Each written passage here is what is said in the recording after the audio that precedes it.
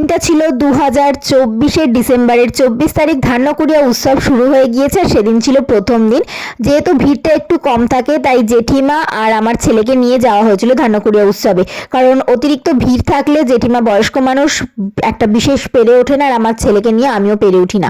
তো যাই জন্য আর কি ঢুকে পড়লাম। দেখতেই পেলে গেটটা, আর সুন্দর সুন্দর খাবারের দোকান, এক সাইডে খেলনার দোকান, সাথে বাচ্চাদের চড়ার জায়গা আর বড়দের নাকরদোলা, সব মিলিয়ে একটা মোটামুটি সুন্দর ব্যাপার ছিল। আর যেহেতু পর থেকে প্রোগ্রাম শুরু হয়ে যায় তো আমরা একটু মেলাডালা ঘুরলাম, একটু ছোটবেলায় ফিরে গেলাম। আর তারপর এই ভুট্টা অ্যাডিক্টেড মেয়েটার সাথে থেকে থেকে আমিও রীতিমতো ভুট্টা অ্যাডিক্ট হয়ে গেছি। মানে আমার দিদি ভুট্টা দেখলেই ছুটে। তো যাই হোক, ভুট্টা টুট্টা খেয়ে দিয়ে কিছুক্ষণ ছোটদের প্রোগ্রাম হচ্ছিল সেটা দেখলাম।